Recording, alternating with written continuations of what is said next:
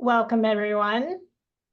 My name is Colleen Heflin. I'm a professor of public administration and international affairs and a senior research associate in the Center for Policy Research and the Maxwell School of Citizenship and Public Affairs at Syracuse University. Before we begin, I'd like to acknowledge with respect the Onondaga Nation, firekeepers of the Haudenosaunee, the indigenous people on whose ancestral lands Syracuse University now stands. I'd also like to thank the staff in the Center for Policy Research who coordinate the logistics for our What's at Stake series, particularly Alyssa Kirk. And thank you to the Maxwell Dean's Office for their support of this event, as well as to Shannon Mannett. Today's panel is part of the What's at Stake series, organized by the Center for Policy Research, known locally as CPR, and the Maxwell School. CPR is a research center that supports policy-relevant research and disseminates knowledge that enables leaders to make informed policy decisions and provide effective solutions to critical challenges in our local region, state, country, and across the world. What's at Stake is a series of timely discussion panels featuring multidisciplinary groups of Maxwell faculty who provide insights and answer questions about the implications of new developments or recent changes to laws and policies. Today's panelists will focus on the implications of the U.S. Farm Bill in terms of food security, farmers, and the environment. I want to begin by giving a brief overview of the Farm Bill.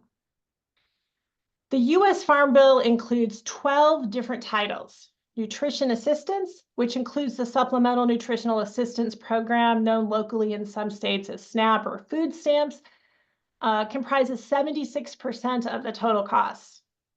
3 other titles cover another 23% of total spending.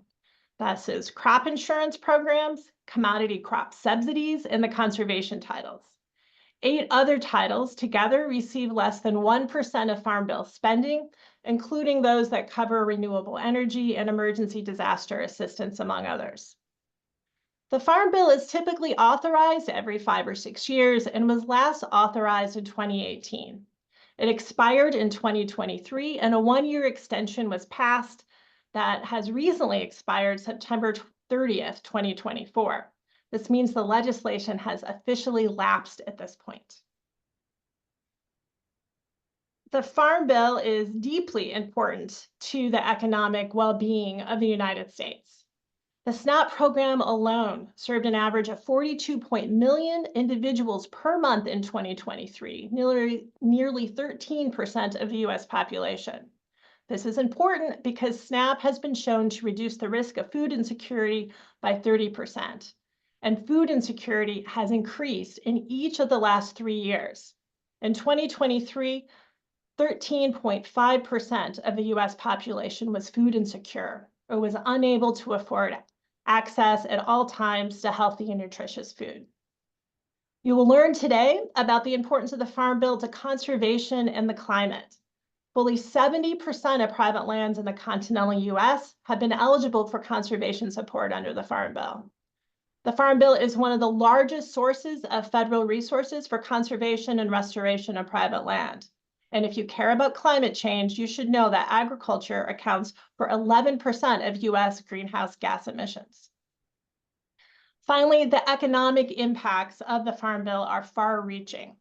The agricultural industry supports 22.1 million jobs, comprises 10.54% of US employment, and contributes 1.5 trillion to the US economy, or 5.6% of GDP. To get started then, let me introduce our panelists. Professor Rebecca Schewe this year is on leave as a research and policy analyst at the National Sustainable Agricultural Coalition, but is also an associate professor in sociology in the Maxwell School. Her research expertise is on the relationship between humans and the natural environment. The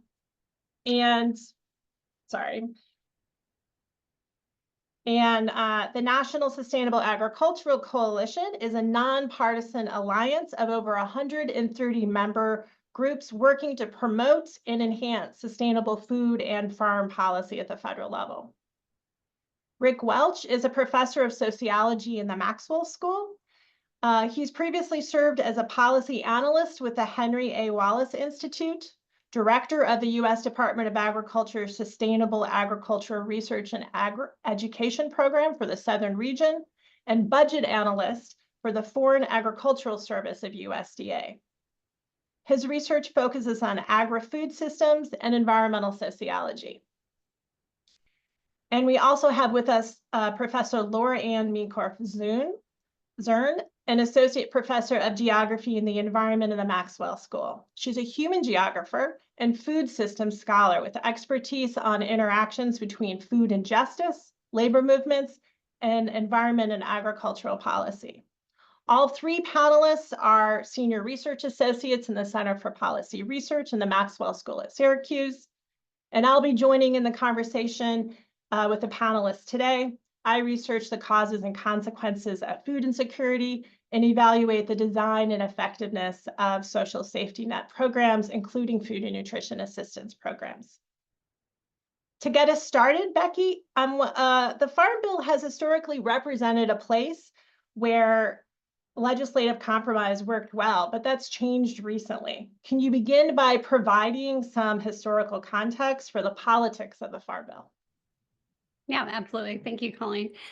So the Farm Bill began as part of FDR's New Deal during the 1930s and the Great Depression and the Dust Bowl. So the Agricultural Adjustment Act passed in 1933. It was aimed at increasing agricultural prices and addressing soil loss of the Dust Bowl, mostly by paying farmers to leave portions of their land fallow. The AAA was declared unconstitutional in 1936, but that same year, a new version of the Soil Conservation and Domestic Allotment Act was passed and became what we now think of as the Farm Bill. So the modern Farm Bill has unfolded over the past 90 years with a few key turning points. One being in 1954, the Agricultural Act expanded significantly the farm support programs and set the stage for a more comprehensive approach to agriculture and food policy. And then a key turning point is 1973. The Agriculture and Consumer Protection Act marked a significant moment because it introduced food stamps, the precursor to SNAP, or the Supplemental Nutrition Assistance Program, as part of the Farm Bill. So this was the first time that the Farm Bill linked agriculture policy with food aid programs, a coalition that persists today. In 1985, the Food Security Act, that version of the Farm Bill, introduced the major conservation programs that we still see today. And so since 1973, the Farm Bill has included both food aid, nutrition support, and agricultural support, representing this alliance between urban representatives who advocated for food aid programs and rural representatives who advocated for farm support. That coalition has been really key to the Farm Bill ever since and helped the Farm Bill pass regularly. But in more recent years, there's been sort of attempts to break down this coalition, with the most notable coming in 2013. In 2013, the 2013 version of the Farm Bill failed to pass the House. In June of that year, the Farm Bill came to the floor of the House, failed to pass, mainly because conservatives wanted much deeper cuts to SNAP, while more moderate members opposed those cuts. Republicans were split, and Democrats largely voted against the bill because of those cuts to SNAP. In response, Republicans proposed splitting the Farm Bill into two pieces of legislation, one focused on ag programs and one focused on nutrition. That did eventually pass in the House as two separate bills, but they later came together during the reconciliation process between the House and the Senate, and ultimately the 2014 Farm Bill that was passed reunited those two components. I'll stop there. Thanks. Thank you, Becky. Now that we have a sense of the history, Rick, I'm wondering if you could explain how the commodity crop subsidies, export promotion, and conservation programs work and their importance to the economy, both within the United States as well as the global markets. Yeah, sure. And thank you for inviting me here, and thanks to everybody. There are basically 7 categories of crop subsidies: price support, supply control, deficiency payments, direct payments, countercyclical payments, insurance, which I'm not going to cover because Becky's going to cover it, and demand expansion. I'll review these quickly and just on the very basics. But I will say the purpose of subsidies is to keep prices high enough for farmers to make a living and remove their incentive to decrease production to raise prices. So society does not want farmers to organize themselves to reduce production and drive up prices. So given that, here's a brief summary. There's price supports, which keep the price of a product higher than it would be on the market without government intervention. And they include government purchases of commodities at a specified price, or a non-recourse loan where the government offers farmers a loan at a specified rate. And then the farmers can either choose to pay the loan back or forfeit the harvest to the government as repayment. Supply controls, as Becky mentioned, reduces the quantity planted or sold of a crop, includes production quotas for domestic farmers, or even restrictions on international trade imports. Deficiency payments is a policy where the government pays the difference between a target price and a market price, and occurs in years when the market price is lower than the target price, obviously. Direct payments, which no longer exist after the 2014 Farm Bill, are decoupled subsidies made directly to farmers. They're based on historical production of the farmer during several recent years. It's an interesting history. I don't have time to tell you about how they came about and why they went away, but maybe in the questions. Counter-cyclical payments are another type of decoupled subsidy, a type of direct payment, but they're made in years when the market price is low, and they're generally considered supplementary payments and not regular payments. And then finally, demand expansion. Those are programs which seek to increase the quantity that consumers purchase of commodities. And examples include the renewable fuel standard for increasing demand of corn through corn ethanol, and commodity checkoff programs for increasing demand for certain crops such as milk. If you remember the Got Milk campaign, that was funded through the commodity checkoff program. And there are also export promotion programs for increasing the demand for food products abroad. And that's a useful segue to trade programs, which are designed primarily to alleviate commodity surpluses in the United States and enhance farm income. This is called trade or export promotion. There are several programs under this rubric, including emergency and non-emergency food aid administered by the U.S. Agency for International Development, market development and export promotion under the USDA, and agricultural trade laws generally administered by USDA. The 2018 Farm Bill saw the creation of a sort of omnibus trade promotion and facilitation program, which provides the Secretary of Agriculture with increased flexibility and a significant budget to promote exports. There's also the biotechnology and agricultural trade program, which is much smaller, but what this does, it assists with the removal of non-tariff or other trade barriers to U.S. ag products produced through biotechnology, or what's commonly known as genetically engineered organisms. There's several other assistance programs, technical assistance programs, and education programs, relatively small. I won't go through them. And I'll jump to conservation programs. These come in a number of varieties, but they either promote the use of environmentally friendly practices on land which is farmed, or they retire environmentally sensitive land from farming. And in that way can also act as a production control, though it's wouldn't have much of an impact because they're relatively small programs. The Environmental Quality Incentives Program, or EQIP, is designed to assist farmers in improving environmental quality, particularly water and soil conservation, through cost sharing, but also technical assistance. The Conservation Stewardship Program is like EQIP, except EQIP is shorter term and more narrowly focused. EQIP is tailored to solve a specific problem on the farm, and CSP is a 5-year commitment covering the entire operation. Becky just finished a comprehensive report on CSP, so ask her all the questions about CSP. Just joking. The Conservation Reserve Program is a cost-shared rental payment program. The government pays farmers to take certain croplands out of production and convert them to vegetative cover. The purpose of the program is to reduce soil erosion, improve water quality, and enhance biodiversity. The Agricultural Conservation Easement Program helps landowners, land trusts, and other entities protect, restore, and enhance wetlands or protect working farms and ranches through conservation easements. There's two components: the agricultural land easements, which is focused on limiting non-agricultural uses of the land through conservation easements, and then the wetland reserve easements, which used to be called the Wetland Reserve Program, help private and tribal landowners protect, restore, and enhance wetlands, which have been previously degraded due to agricultural uses. And I guess I'll stop there. Thanks, Rick. Becky, could you give a brief overview of the nutrition and crop insurance titles? Yeah, absolutely. So the nutrition program, like Colleen said, represents the largest portion of the spending in the Farm Bill. So currently, the nutrition title represents about 76% of the total Farm Bill spending in any given year. In previous Farm Bills, that's been a little bit higher, hovering around 80% of total spending.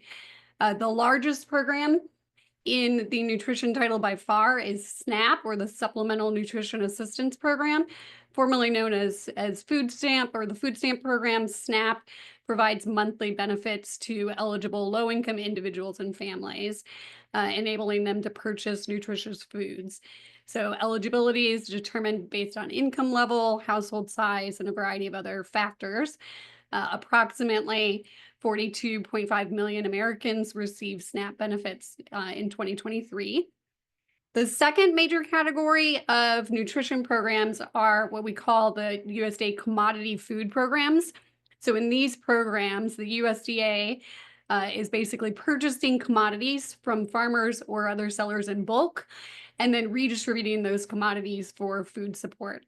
So this includes things like TFAP, the Emergency Food Assistance Program, that provides those commodity foods to organizations and institutional settings, as well as the Commodity Supplemental Food Program that provides commodities specifically for seniors.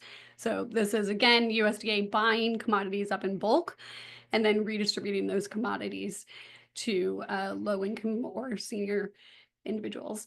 And then finally, there's a number of grant programs, things like the Farmers Market Nutrition Program or the Gus Shoemaker Nutrition Incentive Program, GUSNIP. And those grant programs give funds to states, and then states can distribute those grant funds to support a variety of different programs that encourage low-income individuals or seniors to purchase fresh foods, mostly through farmers markets. This supports things like what you might see as double up food bucks you might have heard of, right? Where SNAP benefits are credited $1 for where a SNAP recipient receives a $1 credit for every $1 that they spend on fresh produce. So there's these sorts of major different programs that are all supported by the nutrition title. Again, our biggest proportion of spending. And then crop insurance. So crop insurance is really one of the most important tools in the farm safety net for ag supports. So crop insurance helps farmers manage the risks associated with both losses due to natural disasters and price fluctuations. It's a public-private partnership. The federal government works with private insurers to offer a range of insurance policies to farmers. And it's administered by the Risk Management Agency of the USDA. Essentially, so farmers can choose a variety of different types of crop insurance. They can choose crop insurance based on yield that would insure or cover losses from poor crop yields, or they can choose crop insurance based on revenue, which would cover a drop in revenue that could be from both a drop in yield or a change in prices.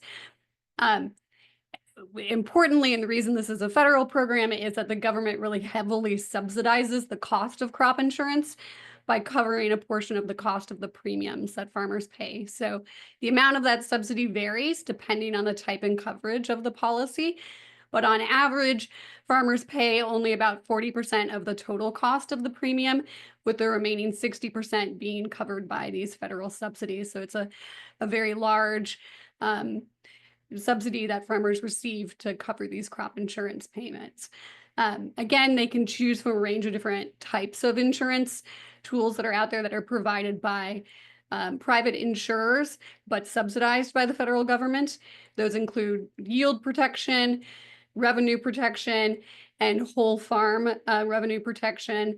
That would cover sort of an entire farm, and that's particularly helpful for diversified operations. Great. So now we have a great overview of what's in the Farm Bill. Laura Ann, I'm wondering if you can speak to what the Farm Bill does not include and why you think its scope should be expanded. In particular, why have food and farm laborers been excluded from the Farm Bill, and why do you think they should be included? Yeah, thank you so much. So as Colleen said, I'm going to shift a little bit away from what we do know about the Farm Bill to some things that could be improved about the Farm Bill. And I'm learning a lot from Becky and Rick already about the details and thinking through kind of these processes and how they work. So as Colleen already noted in the kind of introduction to this section, we know that agriculture and food workers include over 2 million workers. Some might even argue that those are low estimates. And that includes people that not only are working on the farm, but the people that are working in processing, transportation, retail, and service. I would also add to those numbers food waste workers, so people that work in compost as well as trash collection. And thinking about this from a food systems perspective, like where are all the people whose hands touch our food? It's a huge portion of our economy. Yet unfortunately, those workers are some of the lowest paid workers, according to the Census Bureau, according to qualitative and quantitative studies. We also know that they're more likely to lack basic protections. So everything from the right to unionize to health and safety standards, and overall regulations that other workers benefit from. We also are, I think, all very aware at this point that most food workers are essential workers, right? That our food system essentially doesn't function without them, that we need them no matter what is going on. So to me, it's, pretty shocking that the Farm Bill does not directly address food or farm workers and their vulnerabilities. And so this is what my research really focuses on, is these food workers and kind of what are the political and policy related histories that have gotten us to this point. And so kind of to make a bit of an argument about why this matters to the Farm Bill or why we should care about this, I'd also add that even if you don't really care about workers or kind of the human and civil rights related to these vulnerabilities, this is also a food safety issue. It's a supply chain sustainability issue. It's a public health issue, and these are consumer issues, right? And again, I think the pandemic kind of woke us up to the public narrative of the supply chain. Unfortunately, we haven't seen massive shifts in policy that we might have thought would have happened 4 years ago. And we still don't see specific or focused labor-related contingency in the Farm Bill, although people are certainly lobbying for it and asking for it. I'll also add that food and farm workers, due to their low wages, are some of the highest recipients of SNAP and other emergency food assistance. And that's not just farm workers. So people that work in retail, so the increasingly consolidated retail market like Kroger and Walmart, are some of the most likely people to be collecting SNAP in the economy. And so we know that food workers are impacted by the Farm Bill even when they're not directly included or addressed. So as to why this happens, this could be a much longer conversation, of course, but arguably it reflects a national historic trend to leave food workers out of agricultural and other policy discussions. So kind of the most clear example of this is the ways that farm workers were left out of the National Labor Relations Act and the Fair Labor Standards Act. So these were the big, labor bills that were passed during the New Deal era, the same time that, as Becky was saying, the first Farm Bill was passed. So these are things like basic rights to form a union, to be protected to do that, to overtime and minimum wage. And at the time, farmers were able to lobby to say, you know, farm workers shouldn't be included. There's all sorts of arguments about agricultural exceptionalism that we could get into if people are interested. But there's a history of leaving workers out of these larger policy discussions of food and agriculture. In addition, today we have kind of the situation of tipped workers who are not, you know, one of the only industries where you're not in food service required to have employers be paying the full minimum wage. And what we see is in, you know, both kind of tipped work and farm work, when we have exclusions, there's a real lack of oversight or protections in the law and funding, and that's where we get to the Farm Bill, to create oversight for these workers. There's really just a lack of political will to upset this system. And I think we all could talk more about why that is, the concentration of kind of the powers that be in the food system and who gets to lobby and whose voices get heard. We also know that food workers are disproportionately people of color, immigrants, and vulnerable populations with less political power. As far as kind of what could be done in the Farm Bill, and there are organizations, like I said, putting proposals out there. Specifically, we could see expanded protections and regulations for things like heat stress, protection from extreme weather, pesticide exposure. There are proposals to limit line speeds in meat and poultry processing plant, right? These again are consumer public health safety issues as well as worker issues. Making sure workers have access to safe housing near their place of work, because we know that a lot of food and farm work happens in both rural, very rural areas, but also expensive urban areas. And so the Farm Bill potentially could be funding things like oversight committees, councils that coordinate, you know, resources for these things, as well as specific grants for disaster relief for these essential workers. So there's more specific examples I can get into later, but I'd say that's kind of a bit of a summary of what are some of the really essential pieces that are missing from the Farm Bill currently. That's great. Thank you so much, Lorianne. So I want to remind everyone, put your question for the panelists in the chat box, and we'll get those, I'll get those asked. I want to start with a question, I think, to Becky, and then ask you to chime in, Rick, about where we stand with current negotiations on a new Farm Bill. Can you talk about what the big differences and points of agreement are between the current House and Senate proposals? And the big question are, what are the ramifications if we actually don't get an agreement? What happens if the Farm Bill expires?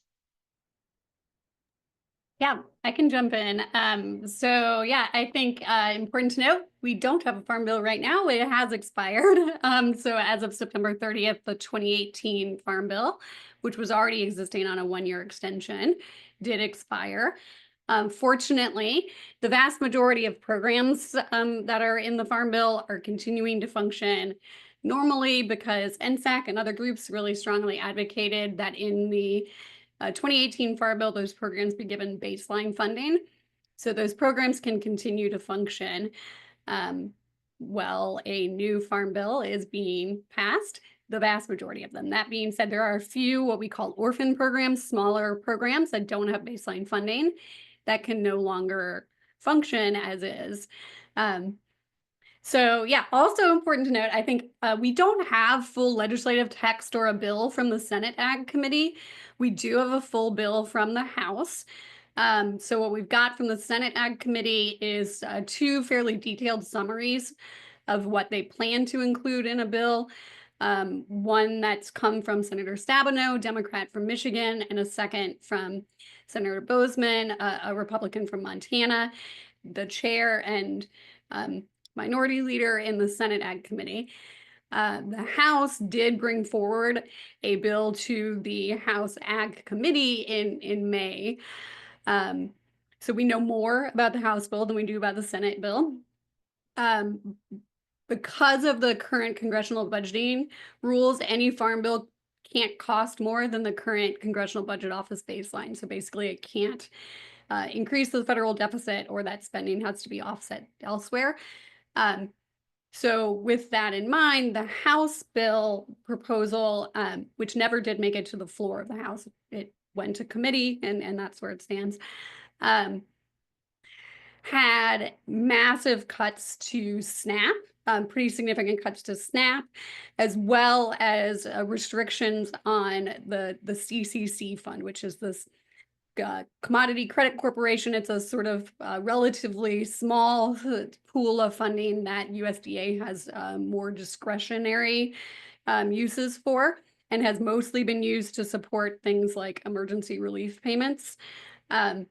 And so they cut really significantly from SNAP and then restricted CCC in order to move all of that money basically into more direct subsidies to some large scale commodity producers. So that about 27, the House draft had about $27 billion in cuts to SNAP over a decade. So pretty substantial cuts to SNAP. And then they claimed that they would expect to see $45 billion in cuts to that triple C spending. The Congressional Budget Office disagreed with them about that. They said actually it wouldn't really save anything. So that is in large part why the House bill has kind of stalled. The Senate summaries, in contrast, I should say also the House bill, it does keep the IRA funds in. So the Inflation Reduction Act put a large influx of dollars into agricultural conservation programs. And those funds do stay in the House bill, but the House bill removes what we call the climate guardrails from that. So currently, those IRA funds can only be used to support climate smart practices. In the proposed House bill, that restriction would be gone. So those climate guardrails would be gone. Those funds could be used for any conservation practice. The Senate summaries, in contrast, keep the IRA funds in. They keep the climate guardrails in. They offer increased funding to a number of programs for small and diversified farms. They keep the triple C functioning as it is. And, really importantly, I think the Senate bill or summaries, I should say, not bill, include some benefits that would make it a lot easier for those crop insurance programs that I talked about to go to small and diversified farms. And they want to decrease the maximum means testing threshold that farmers are means tested to see if they can qualify for payments. So if they make above, right now, if they have means of above $900,000, they can't receive these payments. The Senate proposals would reduce that to $700,000 to basically ensure that the government supports are going to farmers who need them, small and mid-sized farmers, not to millionaires. So we are currently, House and Senate are on recess leading up to the election. That being said, that we're being told that the four corners, which we would call them, the two leaders of the Senate Ag Committee and the two leaders of the House Ag Committee, are still continuing to meet. So there is a small chance that we might get a farm bill passed after the election, before the end of the calendar year during that lame duck period. It's not likely at this point, but it's a small possibility, and much more likely that we'll have a farm bill in 2025 than during that lame duck. So yeah, Rick, did you want to add anything to that? That was very comprehensive. I will say I won't add to the where we are with the farm bill, but I did want to talk about briefly some of the orphan programs that you mentioned. So what would not be funded if there wasn't a farm bill, and even though they're not the big programs that we've been talking about today, there are some important things there, like the Foundation for Food and Agricultural Research is one. Scholarships for the 1890s institutions, which are the historically Black college and universities, land grant universities in the southern states, that would go away. More sort of whimsical things like the Wool Apparel Manufacturing Trust Fund, which probably the wool people don't think it's something to joke about. But then also the National Organic Certification Cost Share. So if you wanted to become a certified organic farm, that would be, that would not be subsidized, that transition, which is, can be very difficult and has been shown to be, you get much more land under organic production if you subsidize that transition. And a farm to food bank program, which is a small program, but increases the short supply chain, local food and agriculture to food banks, to the food bank system. And there's others, which I won't go into, but so they're not, they may be small, but I wouldn't say a lot of them are insignificant. Thank you, Rick. We have a question that might be, maybe you'll start this and Becky can chime in on this one. In upstate New York, the dairy farm industry is huge. So 2 questions here. Does the Farm Bill deal at all with corporate mergers among big ag? And can you speak to specific provisions within the Farm Bill that are critical for the dairy farmers in upstate New York? Sure. Well, there are programs and laws which focus on concentration. They tend not to be in the Farm Bill. The Packers and Stockyards Administration. There's a very interesting bill by Cory Booker that looks at ag concentration and consolidation. But you know, that's a topic that is kind of pushed over into antitrust in the Justice Department. Although they're all, like I said, Packers and Stockyards would look at that, but it's a separate. It's not covered under the Farm Bill per se. Regarding dairy, well, the price supports will stay in place, such as they are. They tend to favor larger milk producers, larger farms, so that won't affect them. A lot of the programs will just sort of continue on as they are, so they won't be sort of new and innovative programs. Let me see. So other than that, I guess, I don't know, do you have anything else for the dairy industry, Becky? Yeah, I can speak. The largest program is the Dairy Margin Coverage Program, the DMC, and that will continue to function. It does have baseline funding, so it is going to continue to function. And the DMC essentially provides a payment to dairy farmers when the margin between the cost of feed and the price of milk becomes too narrow, right? So it's a revenue-based payment, and that's the largest federal direct support for dairy farmers. Dairy farmers do also qualify for a variety of other emergency relief and disaster-based assistance programs. I can also just add quickly to, to build off what I was saying before, which is I think if you talk to dairy farmers today, one of the biggest issues for them is labor. There was actually an article relating kind of, threats to undocumented workers and the cost of milk in the New York Times, I think just yesterday. But currently dairy does not qualify for the H-2A guest worker visa. Most other agriculture industries do because it's a seasonal program. Again, this is not covered by the Farm Bill, it's covered by immigration. And like the Farm Bill, immigration reform has been, stuck for many years now.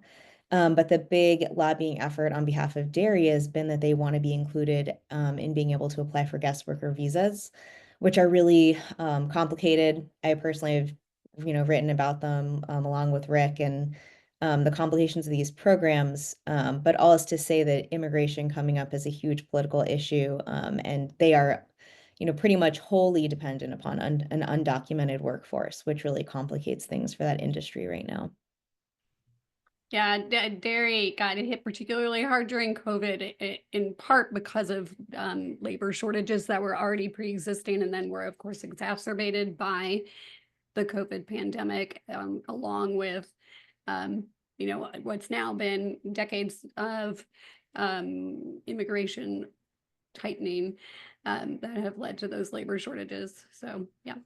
One other thing I would add about dairy is since we're talking about COVID and impacts, the way the supply chains are structured, that had a huge impact as people, there's 2 separate supply chains, one for restaurants and one for supermarkets, and everyone stopped going to restaurants and went to supermarkets, and so there was no way to, it doesn't easily shift from one to the other, and so we had a surplus of milk in restaurants for that supply chain, and a dearth of a deficit of milk in supermarkets. So these kind of supply chain issues are can be quite disturbing and cause a lot of confusion and distortions in the marketplace, and also have huge impacts on labor.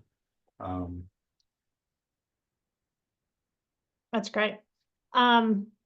We have students here from SUNY Brockport, and a question that was asked by one of them is, how do smaller family farms access these programs and these funds? And what do you know about the process of disbursement and oversight of those allocated funds? Well, I'll go first, Yeah, Becky. go for it. Yeah. So they're generally skewed toward larger farms, and also certain commodities are covered under the programs and others are not. So vegetables are called specialty crops in our world, I guess. And that is not, I mean, there are some subsidies for specialty crops, but they're not the dominant crops within that system. And so the smaller farms, especially the local farms, are usually growing a diversified vegetable operation, so aren't really covered under the programs. They could be covered under the conservation programs, and the farm to food bank program that I mentioned briefly. But generally, and then all the smaller dairy farms are covered under the price support program that, as described by Becky. They just get less of the total amount. And if you look at the crop support programs for corn, soy, etc., the larger you are, the more money you get, which is promoting concentration in that sector. But anybody's eligible. So if you grow corn, you're eligible for the price support.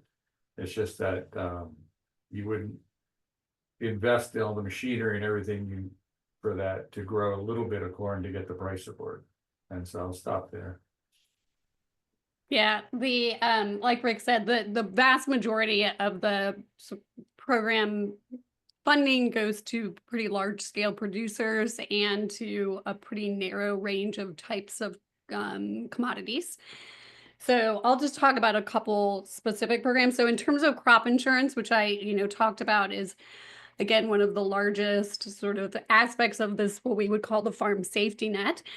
That is, as you might notice by the name, not focused on livestock producers, crop insurance, right? So livestock producers are not generally able to receive those, that type of support. And they are, again, do tend to favor a pretty narrow range of types of commodities. So row crop producers, mostly. Those fruit and vegetable producers, those specialty crop folks that Rick mentioned, can qualify for that whole farm revenue protection. But there are many fewer insurance options available for those, for farmers who might be producing something other than corn, soy, wheat, basically. And so, yeah, so crop insurance, there are options out there for smaller and diversified farms, but there are fewer options for them. That's one of the big platforms that we've been advocating for at NSAC, is in the new Farm Bill. We'd like to see it be easier for smaller farms and diversified farms to access the same level of support for crop insurance as the large scale producers. Generally, people get started, I think you asked how farmers get started in this, they would go to their local regional FSA office, right? Their Farm Service Agency office. This is almost all done through your local or regional office. And then the other major programs, I think Rick mentioned, these sort of more direct payments that farmers get are through ARC and PLC, which are the two largest payments that are made to farmers on an annual basis. And there's only a limited list of commodities that qualify for it. So if you don't grow one of those types of commodities, you can't qualify. And I've been doing research, some work on this right now, so I can tell you that in 2023, only about 30% of U.S. farmland qualified to participate in ARC or PLC, right? So that means 70% of our acreage can't participate in these two largest direct payment programs. And that's because they're not growing the commodities that are covered by this program. So there's a big disconnect in which farms get those subsidies and how much of a role those farms actually play in our economy. So some large southern crops, peanuts, cotton, and rice, receive a much larger proportion of those funds than they are as part of the economy, right? So peanuts are less than 1% of American farms, but they receive, in 2023, somewhere in the order of 40% of ARC and PLC payments, right? So they're getting a lot of the payments, even though they're a small portion of the farms. So, yeah. That's great. I'm sorry. Go ahead. I was just gonna pivot. So you guys did a nice job of talking about what happens with the Farm Bill has lapsed and there are these orphan programs, but what about the programs that are in these orphan categories? Can you speak to how it interfaces with the appropriations process and what we should expect moving forward for extensions, right? We know we're on a continuing resolution that is also set to expire. So what happens in January for SNAP, for example? Go ahead, Becky. And I mean, it will all be down to a series of more continuing resolutions, right? If only we could read the future. So these programs that receive baseline funding have some funding that's guaranteed by the Farm Bill, and then they can receive additional funding through the annual appropriations cycles on top of that. Also, in theory, through this what's called CHIMPS programs, some of their actually mandated funding can be taken away through the appropriations process. So even though they've got baseline funding, that can and does still fluctuate, and appropriations cycles are as unpredictable now as any other legislative cycle. In other words, they don't follow a consistent, orderly timeline anymore, and it's difficult to predict how the parties will negotiate the appropriations process. But yeah, we would expect, I certainly hear from people who know more about this than me that they would expect that at least one more continuing resolution in the early part of the calendar year to keep that baseline funding going. So yeah, I'll just add to that the January SNAP is authorized in December. And so there is a little bit, January SNAP payments will be received by people. It's the February SNAP payments that are at risk now that folks are more concerned about. But the USDA has some cost overlays that they can tap potentially. And there's, in the past, they've done some creative things to try to make sure that if they think they're close, that the next month's benefits can be received. Another question that's coming up is about children's nutrition programs. So the Women, Infants, and Children programs, and the school lunch programs, those are authorized under a different act. And so they're actually not covered under the Farm Bill, and so not at risk. They still need appropriations, but they're not on the table to have their programs change substantially. go ahead. I'm sorry. I keep interrupting. Go, please, Rick. It's kind of the women, infants, and children tends to be very bipartisan, and even though it's not mandatory funding, I've noticed through the years that both sides or all sides tend to say, oh, we're not gonna, we like women, infants, and children. We like that program. But I was wondering, my perception, and anybody can chime in and tell me if this is correct or not correct, is when you have these kinds of appropriations and we're going through this instead of an omnibus bill, this kind of individualization of programs and priorities, does that make them more vulnerable to being eliminated, being cut, not having the same kind of protection from the coalitions and that type of thing? That's a good question. I don't know that I have the answer to that. I know that getting them baseline funding is considered by many in the sort of food and advocacy groups a major win, right? So that we don't have those programs now not being able to function because the Farm Bill expired, right? That was a big, I think many advocacy groups saw that this sort of political dysfunction around the passing of the Farm Bill was not likely to be better now than it was in the last 2 Farm Bill cycles. And so getting baseline funding was important so that if and when the Farm Bill expires, those programs can continue to function. But whether that leaves those programs up to vulnerable, I don't know. Yeah, that's a good question. I don't know either of us. So let's do a quick lightning round, and I'm going to lead off here about what your in the Farm Bill, what would you like to see, or what would you like to, what are you most concerned about? And so I'll say I'm most concerned about some of the changes that have been proposed to the value of the Thrifty Food Plan, which provides the basis for the benefit sides for the SNAP program. So there are some proposals that would limit the updates to the way that the cost is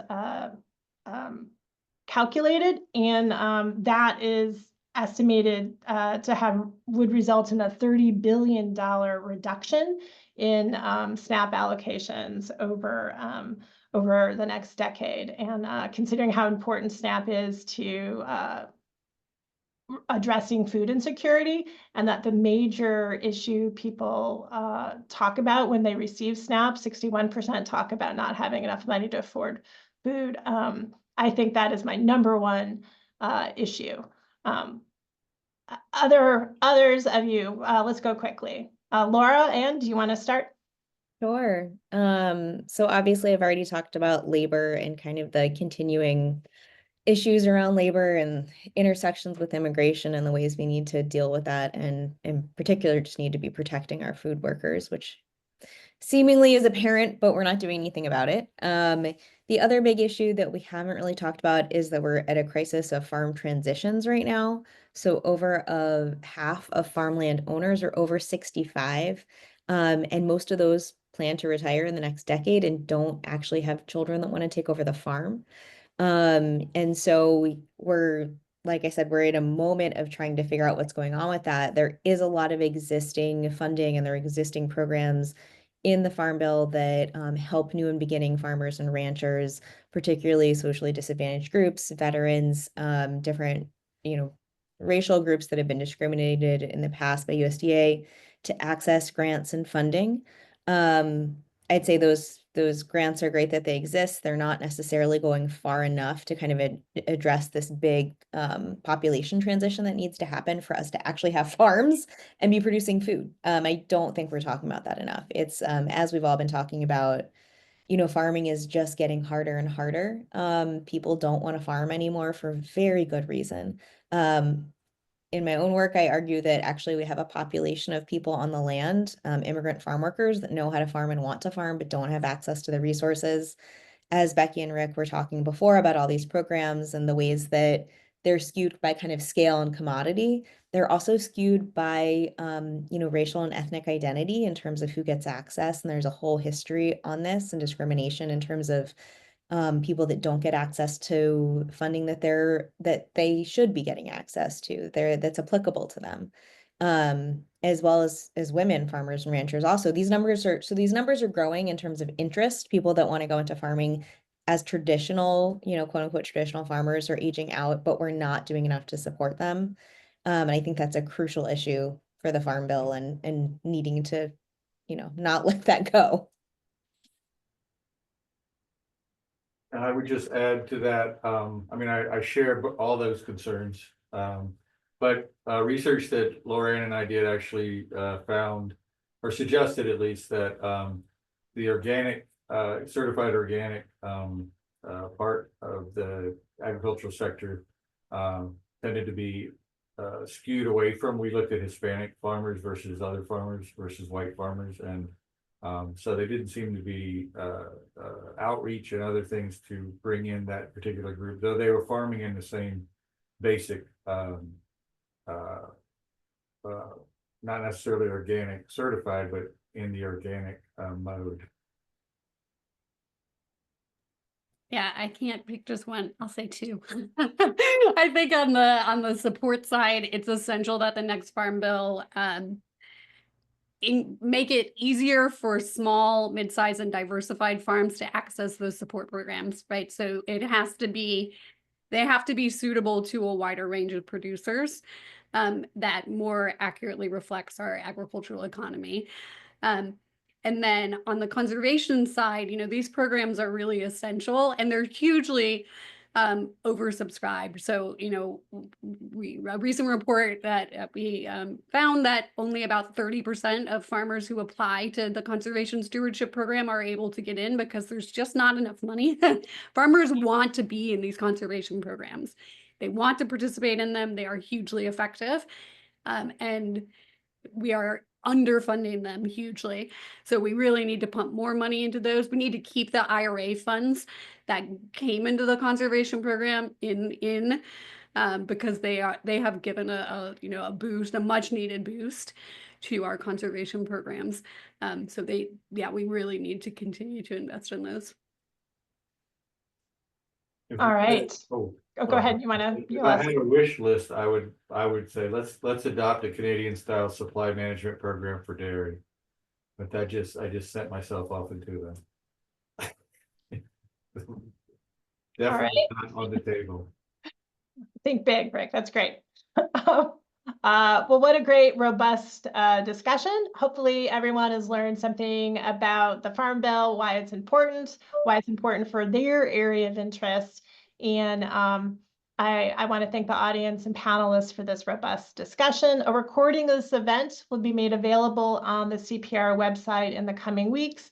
We appreciate your questions. Feel free to reach out to any one of us at our Syracuse email address, and we'll be happy to answer more questions and interact with you. Thank you all for attending, and have a great day. Thank you. Thank you all.